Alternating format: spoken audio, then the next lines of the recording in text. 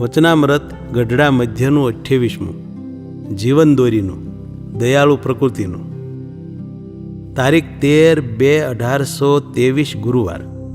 સંક્ષિપ્ત સાર.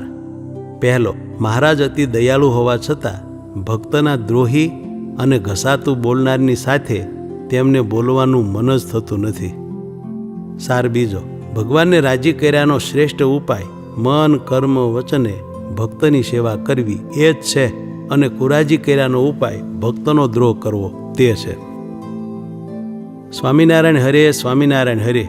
સંવત 1879 ફાગણ સુધી દ્વિતીયાને દિવસ સ્વામી શ્રી સહજાનંદજી મહારાજ શ્રી ગઢડા મધ્યે દાદા ખાચરના દરબારમાં પોતાને ઉતારે વેદી ઉપર આથમણે મુખારવિંદે વિરાજમાન હતા ને ધોળો ખેસ પહેર્યો હતો અને ધોળી ચાદર ઓઢી હતી અને મસ્તક ઉપર શ્વેત પાક બાંધી હતી અને પોતાના મુખારવિંદની આગળ મુનિ તથા દેશ દેશના હરિભક્તની સભા ભરાઈને બેઠી હતી. પછી દવે પ્રાગજીએ કહ્યું છે, શ્રીમદ ભાગવત જેવો કોઈ ગ્રંથ નથી. પછી શ્રીજી મહારાજ બોલ્યા છે, શ્રીમદ ભાગવત તો સારું જ છે, પણ સ્કંદ પુરાણને વિશે શ્રી વાસુદેવ મહાત્મ્ય છે તે જેવો કોઈ ગ્રંથ જ નથી. કાજે એ ગ્રંથને વિશે ધર્મ, જ્ઞાન, વૈરાગ્ય અને ભક્તિ તથા અહિંસાપણું એમનું અતિશય પ્રતિપાદન કર્યું છે. એમ કહીને પછી શ્રીજી મહારાજ બોલ્યા છે, વાલ્મીકી રામાયણને વિશે અને હરિવંશને વિશે અતિશય હિંસાનું પ્રતિપાદન કર્યું છે, અને રઘુનાથજી પણ ક્ષત્રિયની પ્રકૃતિએ વર્ત્યા છે, અને રઘુનાથજીને વિશે શરણાગત વત્સલપણું તો ખરું, પણ જે શરણાગત હોય ને તે જો જરાય વાંકમાં આવ્યો હોય તો તેનો તત્કાળ ત્યાગ કરી દે. જો સીતાજીને માથે લગારેક લોકાપવાદ આવ્યો તો અતિ વહાલા હતા, પણ તત્કાળ ત્યાગ કરી દીધો. પછી મુક્તાનંદ સ્વામીએ કહ્યું છે, એવી તો રામાનંદ સ્વામીની પ્રકૃતિ હતી. પછી શ્રીજી મહારાજ બોલ્યા છે, અમારી પ્રકૃતિ તો એવી નથી. અમારે તો પરમેશ્વરના ભક્ત ઉપર અતિશય દયા વર્તે છે. અને પાંડવોને વિશે પણ અર્જુનની પ્રકૃતિ બહુ દયાળુ હતી. અને પુરુષ માત્રને વિશે તો રામચંદ્રજી તથા અર્જુન એવો કોઈ પુરુષ નથી, અને સીતાજી ને દ્રૌપદી એવી કોઈ સ્ત્રી માત્રમાં સ્ત્રીઓ નથી. હવે અમે અમારી જે પ્રકૃતિ છે તે કહીએ છીએ, જે અમારો દયાળુ સ્વભાવ છે.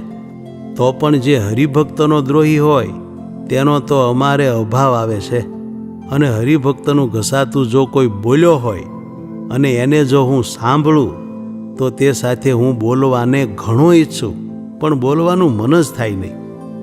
અને જે ભગવાનના ભક્તની સેવા ચાકરી કરે તે ઉપર તો અમારે અતિશય રાજીપો થઈ જાય છે. અને અમારી પ્રકૃતિ એમ છે, જે થોડીક વાતમાં કુરાજી પણ ન થવું ને થોડીક વાતમાં રાજી પણ ન થવું. અને જ્યારે જેમાં રાજી થયાનો કે કુરાજી થયાનો સ્વભાવ બહુ દિવસ સુધી જોઉં છું, ત્યારે રાજીપો અને કુરાજીપો થાય છે, પણ કોઈના કહ્યા સાંભળ્યા થકી કોઈની ઉપર રાજીપો કે કુરાજીપો થતો નથી. અને જેનો જેટલો ગુણ મારા મનમાં જણાઈ જાય છે તેટલો તેનો ગુણ આવે છે.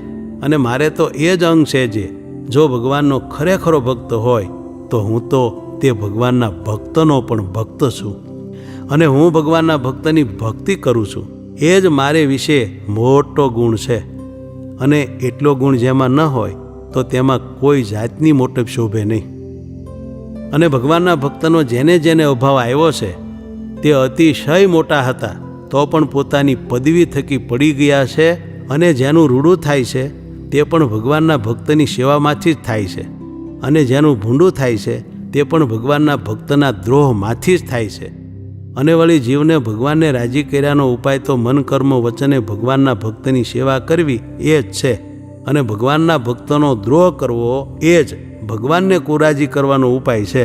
માટે અમારો તો એ જ સિદ્ધાંત છે, જે ભગવાનનો રાજીપો હોય ને ભગવાનના ભક્તનો સંગ હોય તો ભગવાનથી અનંત વર્ષ સુધી છેટે રહીએ તો પણ કાંઈ મનમાં શોક ન થાય.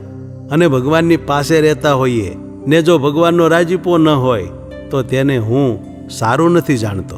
અને સર્વશાસ્ત્રનું પણ એ જ સાર છે, જે ભગવાનનો જેમ રાજીપો હોય તેમ જ કરવું, અને જેમ ભગવાનનો રાજીપો હોય તેમ જે ન કરે તેને ભગવાનના માર્ગ થકી પડ્યો જાણવો. અને જેને ભગવાન ને ભગવાનના ભક્તનો સંગ છે ને ભગવાનનો રાજીપો છે ને તે જો મૃત્યુલોકમાં છે તો પણ ભગવાનના ધામમાં જ છે. કેમ જે સંતની સેવા કરે છે ને ભગવાનના ગમતામ છે તે ભગવાનને સમીપે જઈને જ નિવાસ કરશે. અને જો ભગવાનના ધામમાં છે ને ભગવાનનો રાજીપો નથી ને ભગવાનના ભક્ત ઉપર ઈર્ષા છે, તો તે ભક્ત ભગવાનના ધામમાંથી પણ જરૂર હેઠો પડશે. માટે અમારે તો ભગવાનનો રાજીપો થયા સારું જન્મો જન્મ ભગવાનના ભક્તની જ સેવા કરવી છે. અને જેમ અમારો નિશ્ચય છે તેમ જ તમારે પણ નિશ્ચય કરવો. પછી મુક્તાનંદ સ્વામી આદિક જે સર્વે હરિભક્ત હતા તેમણે હાથ જોડીને કહ્યું છે, હે મહારાજ, અમારે પણ એ જ નિશ્ચય રાખવો છે. એમ કહીને સર્વે હરિભક્ત વિનતીએ સહિત શ્રીજી મહારાજને પગે લાગ્યા. પછી વળી શ્રીજી મહારાજ બોલ્યા છે, આ વાર્તા જે અમે કરી છે તે કેવી છે? તો વેદ શાસ્ત્ર પુરાણ આદિ જે કલ્યાણને અર્થે પૃથ્વીને વિશે શબ્દ માત્ર છે તે સર્વેનું અમે શ્રવણ કરીને તેનું સાર કાઢીને આ વાર્તા કરી છે. તે પરમ રહસ્ય છે ને સારનું પણ સાર છે. અને પૂર્વે જે મોક્ષને પામી ગયા છે ને હવે જે પામશે ને હમણાં જે મોક્ષને માર્ગે ચાલ્યા છે તે સર્વેને આ વાર્તા છે તે જીવન દોરીરૂપ છે. ઇતિ વચનામૃતમ ગઢડા મધ્યનું 28મું થયું.